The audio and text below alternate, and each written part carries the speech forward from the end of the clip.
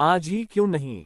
एक बार की बात है, एक शिष्य अपने गुरु का बहुत आदर सम्मान किया करता था। गुरु भी अपने इस शिष्य से बहुत स्नेह करते थे, लेकिन वह शिष्य अपने अध्ययन के प्रति आलसी और स्वभाव से दीर्घसूत्री था। सदा स्वाध्याय से दूर भागने की कोशिश करता तथा आज के काम को कल के लिए छोड़ दिया करता था। अब गुरुजी कुछ चिंतित रहने लगे कि कहीं उनका ये शिष्य अपने जीवन संग्राम में पराजित न हो जाए। आलस्य में व्यक्ति को अकर्मण्य बनाने की पूरी सामर्थ्य होती है। ऐसा व्यक्ति बिना परिश्रम के ही फलोपभोग की कामना करता है। वह शीघ्र निर्णय नहीं ले सकता और यदि ले भी लेता है तो उसे कार्यान्वित नहीं कर पाता। यहाँ तक कि वह अपने पर्यावरण के प्रति भी सजग नहीं रहता है और न भाग्य द्वारा प्रदत्त सुअवसरों का लाभ उठाने की कला में ही प्रवीण हो पाता है। उन्होंने मन ही मन अपने शिष्य के कल्याण के लिए एक योजना बनाई। एक दिन एक काले पत्थर का एक टुकड़ा उसके हाथ में देते हुए गुरुजी ने कहा, मैं तुम्हें ये जादुई पत्थर का टुकड़ा 2 दिन के लिए देकर कहीं दूसरे गांव जा रहा हूं। जिस भी लोहे की वस्तु को तुम इससे स्पर्श करोगे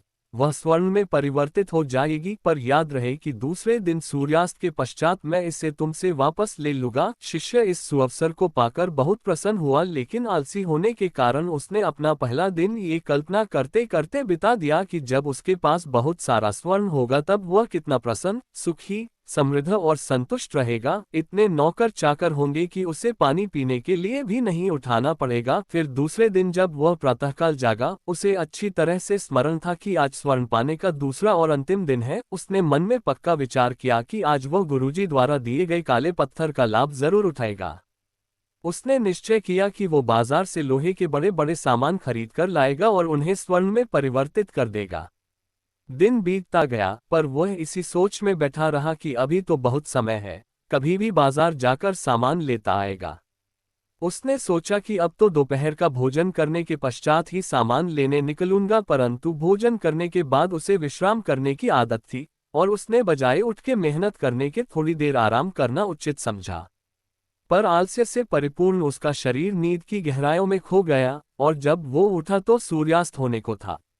अब वह जल्दी जल्दी बाजार की तरफ भागने लगा, पर रास्ते में ही उसे गुरुजी मिल गए। उनको देखते ही वह उनके चरणों पर गिरकर उस जादुई पत्थर को एक दिन और अपने पास रखने के लिए याचना करने लगा, लेकिन गुरुजी नहीं माने और उस शिष्य का धनी होने का सपना चूर चूर हो गया। पर इस घटना की वजह से शिष्य को एक बहुत बड़ी सीख मिल गई।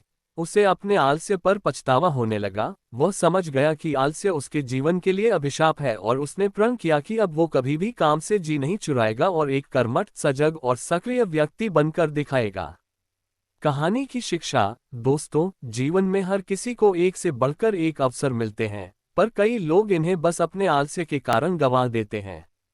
इसलिए मैं यही कहना चाहता हूं कि यदि आप सफल, सुखी, भाग्यशाली, धनी अथवा महान बनना चाहते हैं तो आलस्य और दीर्घसूत्रता को त्याग कर अपने अंदर विवेक, कष्टसाध्य श्रम और सतत जागरूकता जैसे गुणों को विकसित कीजिए। और जब कभी आपके मन में किसी आवश्यक काम को टालने का विचार आए तो स्वयं से एक प्रश्न कीजिए, आज ही क्यों नहीं।